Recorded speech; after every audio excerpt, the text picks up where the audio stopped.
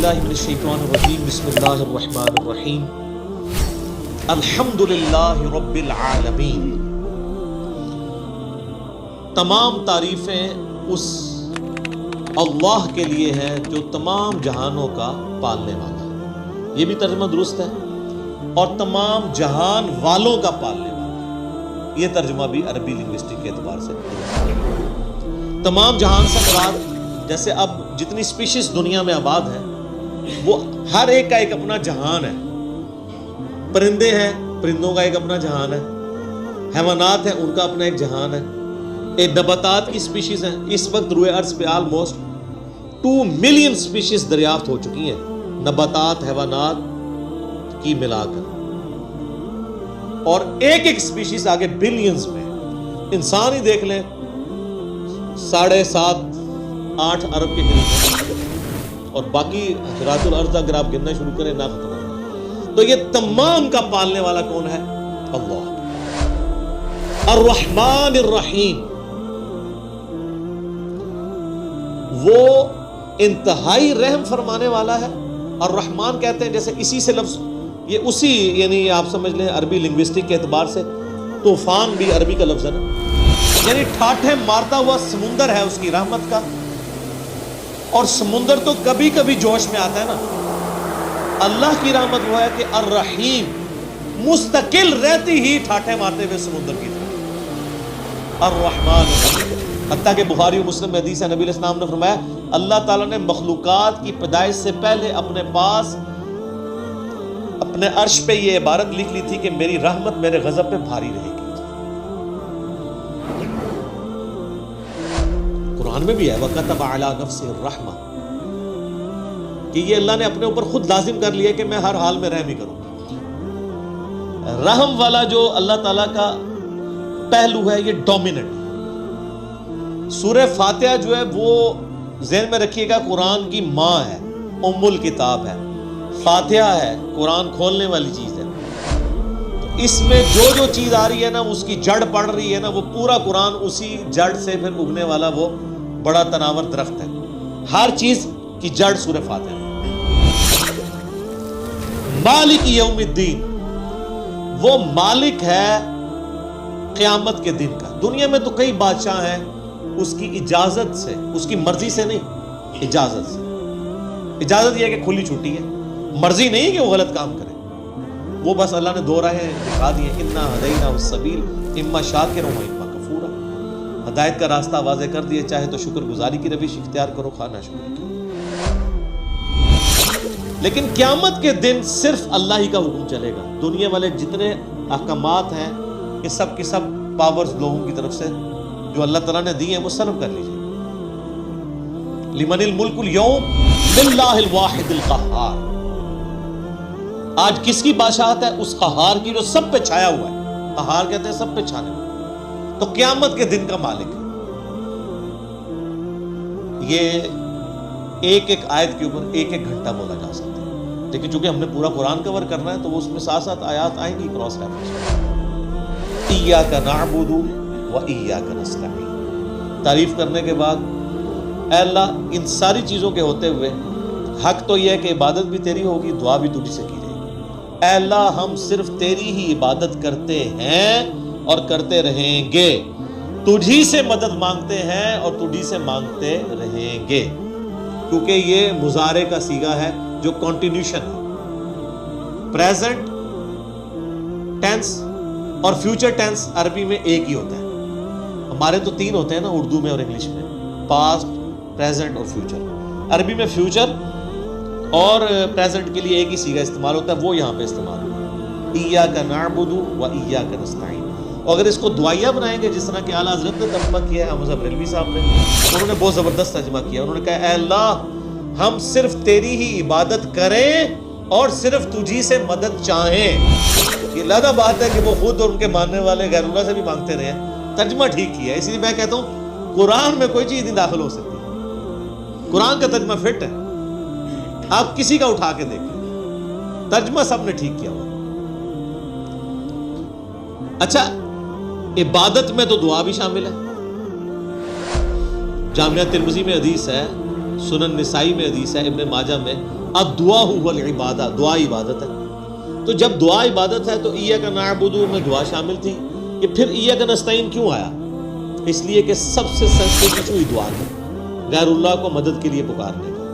تو اللہ تعالیٰ نے اس کو اسپیسیفکلی بیان کیا. اس کے باوجود امت کی اکثریت غیر اللہ سے مدد مانگ رہی ہے. ایک تو ظاہری اسباب، وہ تو آپ مانگیں، قرآن میں حکم ہے وَتَعَاوَنُوا عَلَى الْبِرِّ وَالتَّقْوَى وَلَا تَعَاوَنُوا عَلَى الْإِثْمِ وَالْعُدْوَانِ. یہ تو بالکل ٹھیک ہے. وہ ایک مفتی صاحب جو کیو ٹی وی پہ بیٹھے ہوئے ہیں لوگوں کے عقیدے خراب کرنے کے لیے، وہ کہتے ہیں جی اب پھر ہم امی سے روٹی نہ مانگے جا کے. بھائی امی سے روٹی وہ مانگتا ہے جس کی امی گھر موجود ہوتی ہے، جس کی امی قبرستان میں آرام فرما ہوتی ہے. اگر وہ امی سے روٹی مانگ رہا ہو تو اسے کیا کہا جاتا ہے؟ پاگل یا مجذوب. تھوڑے سوفسٹیکیٹڈ ورڈ، مجذوب یا پاگل. تو یہ پاگلوں سے آپ گفتگو کر رہے ہیں، یہ دھوکہ دے رہے ہیں. وہ کہتے ہیں جی کوئی دریا میں ڈوب رہا ہو تو اللہ کو پکارے گا، یا جو وہاں پہ کنارے پہ لوگ موجود ہیں ان کو پکارے گا. بھئی یہ تو ظاہری اسباب ہے. تو سر وہ اس وقت شیخ عبد القادر جیلانی کو بھی پکار کے دیکھ لے اگر اس کو ہے کہ وہ بچا لیں گے، کیونکہ اللہ نے دنیا کو اسباب کے ساتھ جوڑا ہوا ہے. ان کو اگر اپنے بزرگوں پہ اتنا مان ہے تو یہ پھر دریا میں چھلانگ مارے نا، پکارے بزرگوں کو. ظاہری اسباب میں آپ نے اڈاپٹ کرنے کا حکم ہے. ہاں جو دعا مانگی جائے گی بغیر اسباب کے، آپ جو غائب میں مدد کے لیے پکار رہے ہوتے ہیں، مثلا یہاں بیٹھے میں ان کو کہتا ہوں مجھے پانی پلا دیں، بالکل ٹھیک ہے. لیکن یہ بغداد میں قبر کے اندر ہے، میں کہتا ہوں مجھے پانی پلا دیں، وہی جملہ شرک میں لے جائیں. یہ ہے اصل مسئلہ. یہ جھگڑتے رہتے ہیں جی وہ جی بزرگوں کو اختیار نہیں. میں کہتا ہوں جی بزرگوں کو اختیار ہو بھی، کوئی بزرگ ماشاءاللہ اتنا پہنچا ہے کہ اسے اللہ نے اختیار ہی دے دیا فرشتوں کی طرح، پھر بھی بزرگوں کو پکارنا شرک ہوگا مدد کے لیے. ویسے آپ نے محبت میں پکارنا ہے، آپ ضرور پکاریں، مدد کے لیے نہیں، ویسے اپنی محبت کا اظہار کریں. لبیک یا رسول اللہ کہیں، لبیک یا حسین کہیں، بالکل ٹھیک ہے، آپ محبت کا اظہار کریں. المدد نہیں. بارش کون برساتا ہے؟ اللہ. ڈیوٹی کس کی؟ بارش فرشتوں سے مانگی جائے گی یا اللہ سے؟ اچھا اگر کوئی فرشتوں سے مانگ لے کہ یار خیر اللہ نے ڈیوٹی لگائی ہے، سر وہ مشرک ہو جائے گا.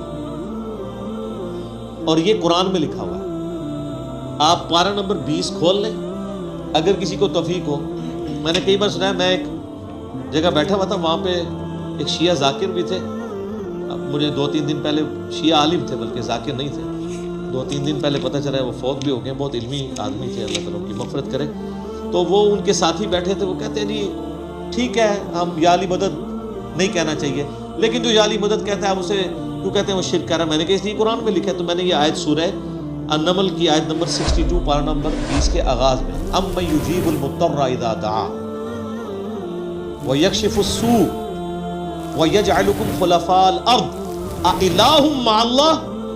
بھلا بتاؤ تو کون ہے جو مصیبت میں گھرے ہوئے شخص کی فریاد کو سنتا ہے اور اس کی تکلیف اس سے دور کرتا ہے، اور تمہیں اپنے ماں باپ کے مرنے کے بعد خلیفہ کرتا ہے اس زمین پر.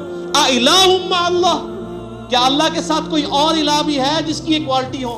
قلیلا ما تذکرون. بڑے کم لوگ ہی نصیحت پکڑتے ہیں. تو میں نے کہا اللہ تعالیٰ کہہ رہا ہے کہ جس کے بارے میں تمہارا یہ عقیدہ ہے نا کہ وہ مصیبت اور پریشانی میں تمہارا مشکل کشا ہے، تو گویا الہ ہے وہ.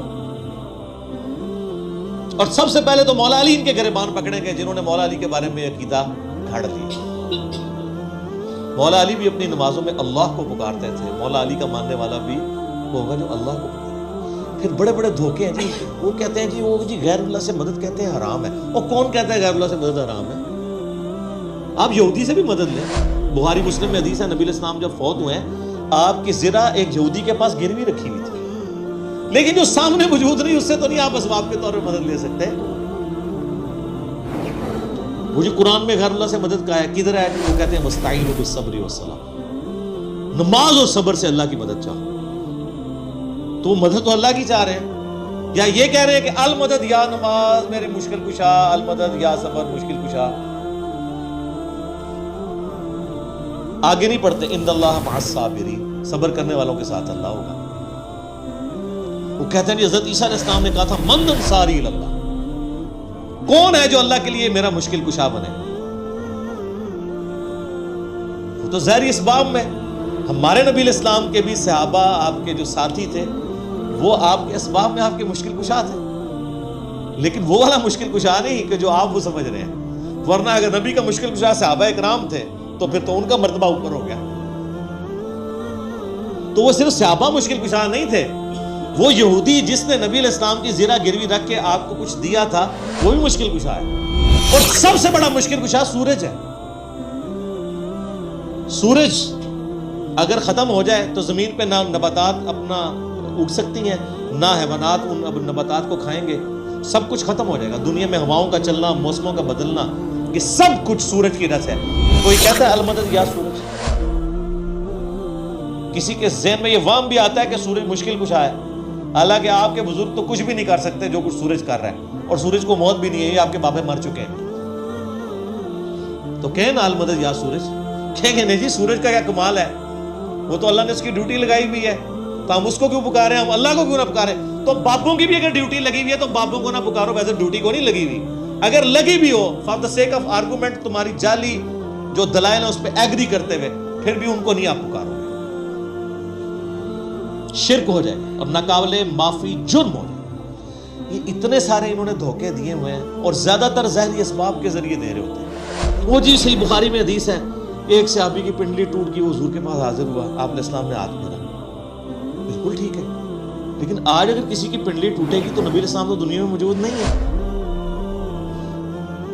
اور اگر آپ کو اتنا شوق ہے تو آپ اپنی پنڈلی توڑیں، آپ کو روزہ شریف پہ لے جاتے ہیں، پتہ چل جائے گا جڑتی ہے کہ نہیں۔ نبی علیہ السلام دنیا میں موجود ہوں، ہم دعا کروانے کے لیے اپنے مسائل ان کے سامنے لے کے جائیں گے۔